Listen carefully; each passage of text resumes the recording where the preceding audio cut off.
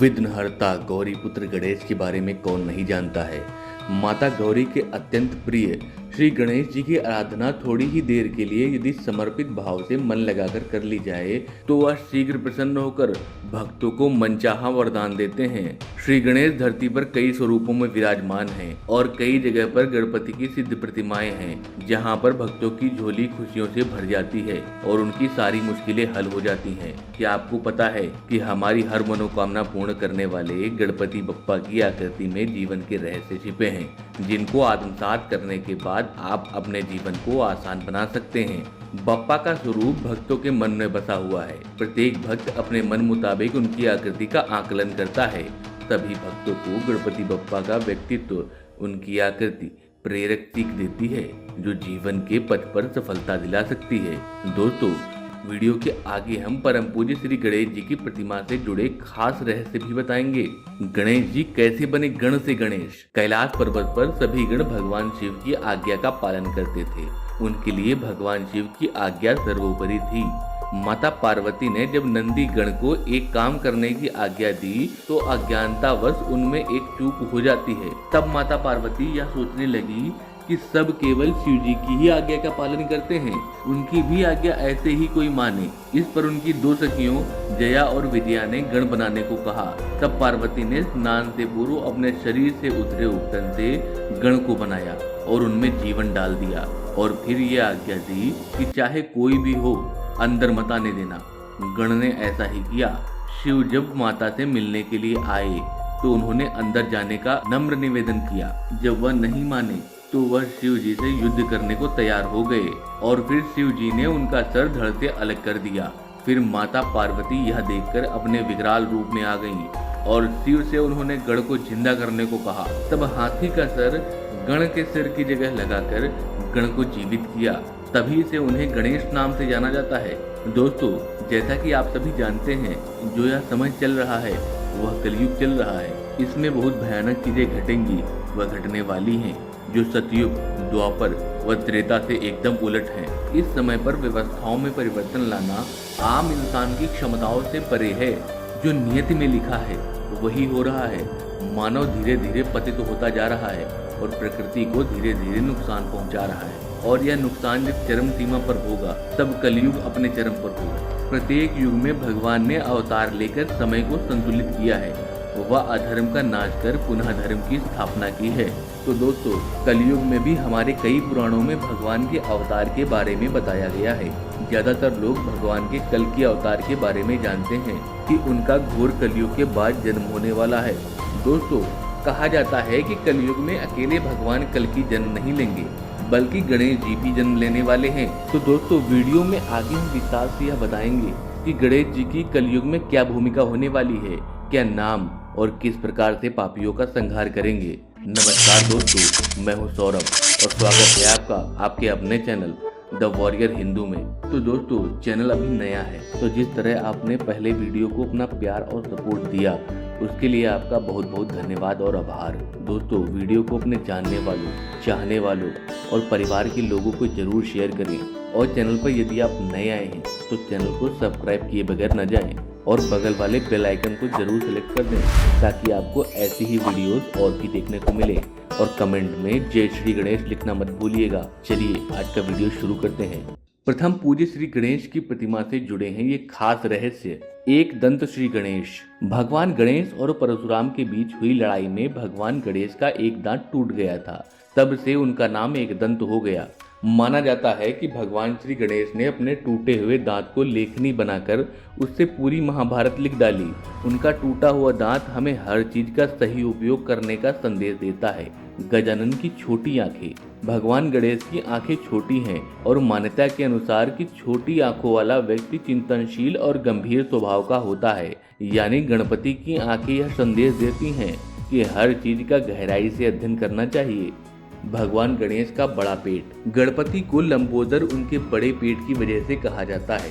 गणपति के बड़े पेट के दर्शन करने से भक्तों में हर अच्छी और बुरी बातों को पचा लेने का गुण विकसित होता है। किसी भी विषय पर निर्णय लेने में सूझबूझ का भाव स्थापित होता है। अंग विज्ञान के अनुसार बड़ा उदर खुशहाली का प्रतीक है। गणपति का सर, मान्यता के अनुसार भगवान गणेश बुद्धि और विवेक से निर्णय लेते हैं। गणपति के सर के दर्शन करने से गज विनायक बुद्धिशाली और विवेकशाली होने का वर मिला है। साथ ही यह भी भाव पैदा करते हैं कि भक्त अपनी तार्किक शक्ति से सही व गलत का निर्णय ले सके। इसके उदाहरण गणपति की कथाओं में भी हैं। सूप जैसे कान, माना जाता है कि गणेश जी के कान सूप जैसे बड़े हैं, इसलिए उन्हें गजकर्ण और सूपकर्ण भी कहा जाता है। अंग विज्ञान के अनुसार लंबे कान वाले व्यक्ति भाग्यशाली और दीर्घायु होते हैं। गणेश जी के लंबे कानों का एक रहस्य यह भी है कि वे सबकी सुनते हैं, इसलिए पूजा में अधिकतर वाममुखी गणेश जी की मूर्ति रखी जाती है। इनकी पूजा प्रायिक पद्धति से की जाती है। इन गणेश जी को गृहस्थ जीवन के लिए शुभ माना जाता है। इन्हें विशेष विधि विधान की जरूरत नहीं लगती। यह शीघ्र प्रसन्न होते हैं, थोड़े में ही संतुष्ट हो जाते हैं, साथ ही त्रुटियों पर क्षमा भी कर देते हैं। गणपति के अंग अंग से मिलेगा वरदान। दोस्तों, ज्ञानी जन बताते हैं श्री गणेश जी की जिस मूर्ति में सूंड के अग्रभाग का मोड़ बाईं ओर हो, बाईं ओर चंद्र नाड़ी होती है, यह शीतलता प्रदान करती है। साथ ही उत्तर दिशा को आध्यात्म के लिए पूरक माना जाता है। श्री गणेश जिस मूर्ति में सूंड के अग्रभाग का मोड़ दाईं ओर हो, उसे दक्षिण मूर्ति या दक्षिणामुखी मूर्ति कहते हैं। यहाँ दक्षिण का अर्थ है दक्षिण दिशा या बाईं बाजू, जो कि यमलोक की दिशा का सामना कर सकता है। वह शक्तिशाली होता है। वह जिसकी सूर्य नाड़ी कार्यरत है, वह तेजस्वी भी होता है। मान्यता के अनुसार इन दोनों अर्थों से दाईं सूंड वाले गणपति को जागृत माना जाता है। ऐसे मूर्ति की पूजा में सभी विधियों और नियमों का यथार्थ पालन करना अति आवश्यक है। उससे सात्विकता बढ़ती है। वह दक्षिण दिशा से प्रसारित होने वाली रज लहरियों से कष्ट नहीं होता है। श्री गणेश आदि पंच देवों में से एक देव माने गए हैं। वहीं किसी भी सफल कार्य करने के लिए किसी भी देव की पूजा करने से पहले श्री गणेश की पूजा यानी गणपति वंदन पौराणिक विधान है। गणपति को मंगल मूर्ति भी कहते हैं, क्योंकि इनके अंग अंग से आशीर्वाद और वरदान निर्लिप्त हैं, जो जीवन को सही दिशा व सही संदेश देते हैं। भक्तों पर लंबोदर अंग अंग से कृपा बरसाते हैं, तभी तो वे शुभता के देव माने गए हैं।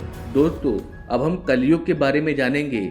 फिर प्रथम पूज्य गणेश व भगवान विष्णु के 10वें अवतार भगवान कल्कि के अवतार में जानेंगे कैसा होगा कलयुग। कलयुग का अंत होने से पहले हमें बहुत से संकेत मिलने लगेंगे। घोर कलयुग आने से पहले हमें कलयुग के बहुत सारे संकेत तो अभी से मिलने लगे हैं। ऐसा हमें पुराणों और शास्त्रों में बताया गया है। यदि हम पुराणों की माने तो कलयुग में पाप अपनी चरम सीमा पर होगा। लोग एक दूसरे पर अत्याचार करेंगे। सभी देश एक दूसरे से लड़ने के लिए उतारू होंगे। एक दूसरे की जमीनों पर कब्जा किया जाएगा। इंसानों के साथ साथ जानवरों पर भी अत्याचार किया जाएगा। वातावरण पूरी तरह दूषित हो जाएगा। धरती रहने लायक व जल पानी पीने लायक नहीं रहेगा। खाने को कोई भोजन नहीं रहेगा। ऐसे में मनुष्य एक दूसरे का खून पिएगा और लालच अपनी चरम सीमा पर बढ़ जाएगा।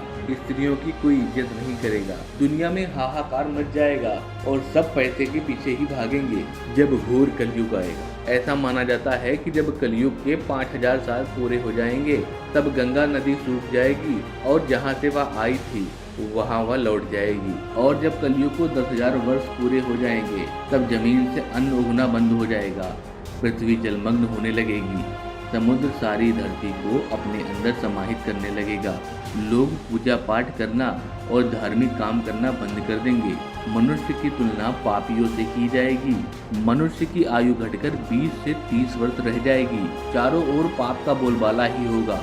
सभी मनुष्य सात्विक जीवन छोड़कर तामसिक जीवन जीने में रुचि लेंगे। पृथ्वी के साथ साथ दुनिया का अंत होने लगेगा। ऊपर बताई गई सभी बातें जब अपनी चरम सीमा पर होंगी, तब कलयुग का अंत आएगा। कलयुग का अंत आने के बाद कलयुग का नामो निशान मिट जाएगा। पृथ्वी जलमग्न हो जाएगी और चारों ओर प्रलय ही प्रलय दिखेगा। कलयुग का अंत कैसे होगा? दोस्तों, अब बात करेंगे कि कलयुग का अंत कैसे होगा। ये तो आप सभी लोग जानते होंगे कि पुराणों में कलयुग के अंत में भगवान कल्कि का अवतार होने की बात कही गई है। लेकिन कलयुग में भगवान विष्णु अकेले नहीं आएंगे। उनके साथ विघ्नहर्ता श्री गणेश का भी अवतार होगा। जिस प्रकार कल्कि देवदत्त नामक घोड़े पर सवार होकर पापियों का नाश करेंगे, उसी प्रकार गणेश भी नीले रंग के घोड़े पर सवार होकर पापियों का विनाश करेंगे। और सतयुग का सूर्य उदय होता देखेंगे। गणेश पुराण में श्री गणेश जी के इस अवतार का विस्तार से वर्णन किया गया है। इस पुराण में भगवान शिव ने पार्वती से कहा कि कलयुग के अंत में भगवान श्री गणेश 4 भुज से युक्त होकर अवतार लेंगे। इस अवतार में भगवान श्री गणेश का नाम धूम्रवर्ण व शूर्पकर्ण होगा।